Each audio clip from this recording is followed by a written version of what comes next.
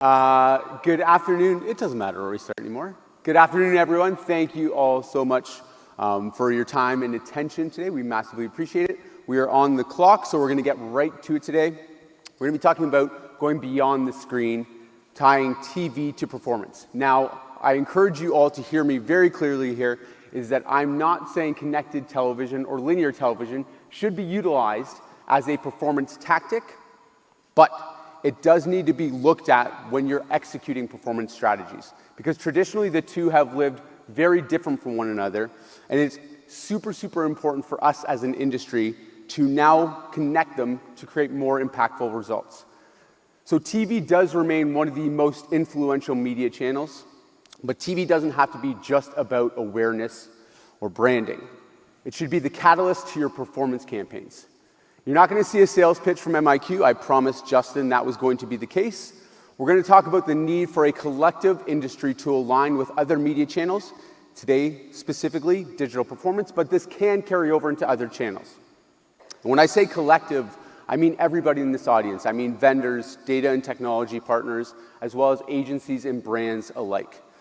The need for this growth is evident in connected television, as our growth has moderately slowed.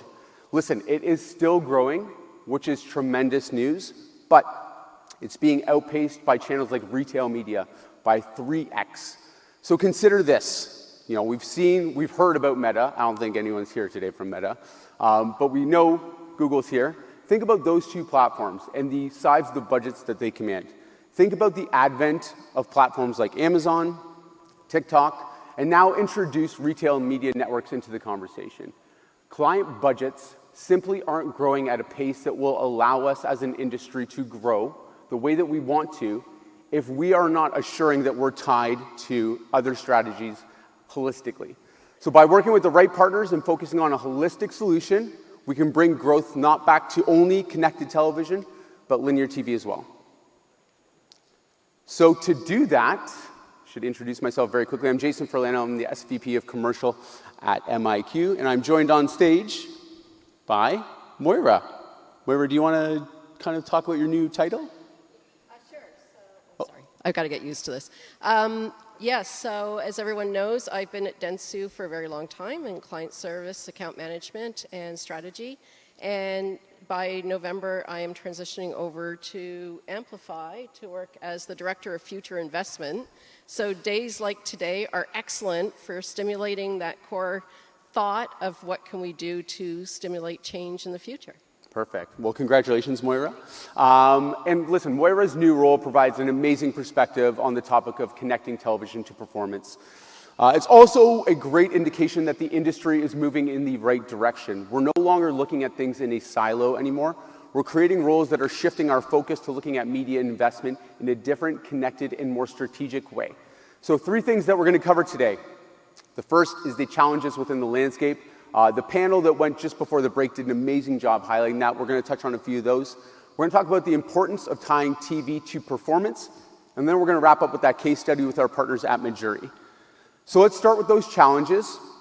Now, while connected TV has improved drastically over the last few years, specifically since its meteoric rise in 2020, it is still largely activated in silo, and as a result, there needs to continue to be challenges in this space. So what are those challenges right now? Well, we've kind of drilled them down to 3 overarching challenges. The first being targeting. How do I reach the people that matter for my brand? Followed by, how can I complement what I'm doing within my linear TV campaign? There is no right answer of doing this just one singular way, but this is one of the challenges that we've got. The second, heard a lot today about measurement. Did I reach an incremental audience? That's one of the biggest questions that we get in terms of connected TV media activations. That next one is really hard. Those 3 small words are extraordinarily difficult to answer. And those are, did it work? And finally, we're going to wrap up with fragmentation. Fragmentation is kind of the unbeknownst theme of the day, and I think we're going to hear a lot more about it as the day continues. But how do I measure across multiple channels? Consider this. What we're talking about today is the fragmentation within the connected TV landscape as a whole. We're not even considering how it impacts or influences other channels. So this takes us to our first question for you, Moira. We've got some background stats here that just highlight some of the challenges as well as opportunities in this space. But Moira, 45% of marketers say they currently evaluate connected TV by measuring sales lift. How do you think the other 55% of marketers are currently evaluating that success? Okay, so good question. I'm going to start by putting the cat amongst the pigeons and say that TV, linear TV, can be a performance channel. And it just depends on your objectives going in, but the objectives we see for TV and why we use it, it's reach, but more importantly, because I can get reach off of search and out of home as well, off of digital video, what TV brings in is brand. Yep. A big brand building. It's like it's brand safety as well. A lot of emotive connection. It's a great place to tell a story. It's a great place to introduce something new.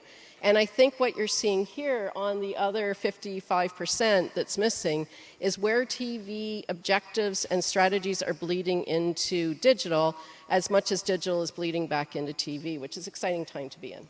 Perfect. And we've seen this firsthand with marketers or brands that really just focus on trying to get as much as they can from that lower funnel without addressing the need to build their brand in a very brand safe environment. So I think you're absolutely right. Okay, let's talk about the second one.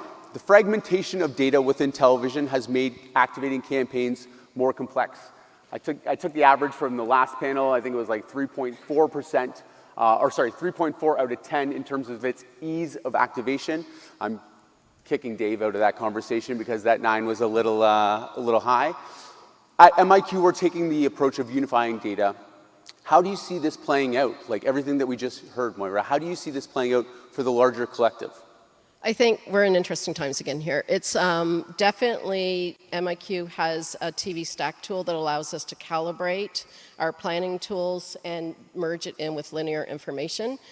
But I think you saw today on some of the other panels that there's quite a few different tools and a few different ways to look at it. And it comes down to scale, it comes down to the quality of the data, it comes down to the ability to unify that audience. And I know we're not there yet, but we're working towards it. And I think it's a really important question to ask. So there's no silver bullet is what you're really trying to get at here. Okay. So I think the fact that unifying data is a great first step is fantastic. But also looking at TV within that unified channel strategy or mix. So I'm going to start broadly on this one for you, Moira. Can you describe the evolution of how Dentsu is currently looking at television? I think where I'd like to start with is content. And I really was excited by the Ampere presentation today because it started with content and about the content development. Where you're looking at TV, you're looking at content. No one says, I'm watching CTV tonight. It's just like they're saying what show they watch. Yep. And I think that's the important part is the better ability we have to identify that content in the moment and how it connects and where it lives builds better strategies for TV. Do you think this has broader implications as we move towards a cookieless digital ecosystem, that the same kind of rules will apply to TV as they do to digital at that point? Yeah, I think measurement, and you're seeing this in the States especially right now, measurement's a big question on all fronts. We still need to put a lot of work into that one. Yeah. Okay. So what's Dentsu doing differently to bridge this gap? You talked a little bit about the highlights of considering TV a performance tool. Is there anything that you're doing specifically in that space right now? Yeah, we spend a lot of money on research on the consumer, and the consumer is where it has to start. We spend a lot of money on research about what devices they're using, how they're using devices, what they're doing while they use devices. We update that on a regular basis. We build a strategy playbook for TV that talks to how best to get the most out of TV and make sure your audience isn't just 45 plus or 18. It's just like that you're actually able to build something for each client's needs that actually works well. Perfect. All right, so how are you evaluating your investment into branding versus performance? Like, how do you sit there and say to one of the brands that works with Dentsu, this is what you're going to need, X dollars in brand, Y in performance, and what strategies have you seen be successful? Yeah, I think that's where it gets complex because that's planning. And that is where you should start with what is the objectives of this campaign, what's the information we can get, what's the goal and how it all works together and build a roadmap for that first. So that way you're not just using reach to get a message out. You're actually, everything plays a role and works together with it. And like television for sure, depending on how you approach it, can start out with just doing brand and reach and engagement, but it can drive to consideration. And if you use a QR code on a commercial, you can actually sell an ad. So performance is not just digital, and brand is not just TV. It's important to understand how to use them all in the moment and as technology changes. Perfect. All right, let's finish with your final thought. You have a room that has some marketers and agency folks in there. What suggestions, advice would you give to them when incorporating connected television or linear television into their strategies around thinking about performance? I think the big one is A/B testing. And this is about messaging as much as audiences. I think we still build in audiences we think are going to work, and we miss the opportunity to mine all the data to discover if there's an audience that's unused or has massive potential. Perfect. I think that's a really big one. What I'd like to see is an ease of use, and I think other parties have talked to that. Almost a dashboard of being able to see everything all at once and being able to negotiate that way. But we're not there yet. But it's just like, I think definitely audience is a big thing to think about right now. Perfect. I think it was a big theme for the front part of the day. It will be for the back half. So thank you for that, Moira. I massively appreciate it. We're going to switch gears a little bit and bring this to life now, looking at the combined power of branding and performance actually working together. So as we've been talking about, taking that omni-channel approach really allows us to break down those historical silos that exist when running a campaign across multiple channels, but it also allows us to apply, understand, and have a consistent measurement metric across a campaign. Yes, they do perform exceedingly different, but we can and should expect that from measurement, because the ability to understand the actual impact of upper funnel tactics like TV, whether it's connected or linear, on a lower funnel action, say we're going to talk about sales, is in fact there. And it's something that we need to be doing on a more regular cadence. So this takes us to the case study. Let's look at an example of how we activated an omni-channel strategy for our partners at Mejuri. So for those who don't know, Mejuri is the leading D2C Canadian jewelry company. They've got a great footprint across North America.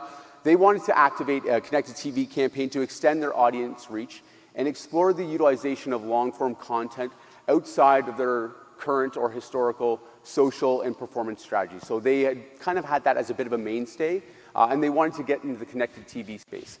They also wanted CTV to work in tandem with their performance media campaign, primarily after two KPIs, website visits, but more importantly, boosting those sales. So how did we execute this for them? So over the course of the first 2 weeks, we ran a branding campaign with CTV only to drive awareness and reach some new unidentified audiences for the brand. After 2 weeks, we continued to run our connected TV campaigns, but then applied retargeting households that had been exposed to them with a performance campaign to drive that website traffic and those online sales that they were looking at. Now, for the duration of the campaign, what we did is measure store visits and online sales for audiences that were exposed to CTV only, and the CTV plus the performance tactics to show the impact of an omni-channel approach to that online sales lift. Now the results, as you can see on the left-hand side of the screen here, the omni-channel campaign drove 8 times more orders and tripled website visits versus the 2 channels running in silo. The approach also reduced Mejuri's cost per visit by 3x and their cost per order by 7x versus a CTV-only strategy. Finally, immediately after our performance campaign went live, we saw a distinct boost in the incremental sales lift, which was recorded for the following 2 weeks. So this kind of proved out our hypothesis that taking an omni-channel approach with connected TV branding working in conjunction with performance targeting was going to provide a better omni-channel strategy that led to better business results. That's what we are really after at the end of the day here. Not KPIs like click-through rates or completion rates, actual better business results. Now, broadly, the takeaway for everybody in the room here is this is a great first step when you're beginning to evaluate partners. Can you look at metrics like this, like the metrics that actually move the needle and matter? And more importantly, can you activate or can they activate in this way? So with that said, we are right at time. Thank you all for your time and attention. Massively appreciate it. Moira, thank you, and congratulations again on the new job for your insight. For the audience, the QR code is not just for your data. It's actually to also be entered into a contest to win a $200 gift card from our partners at Mejuri. So if you're interested, please do. Thank you, everyone.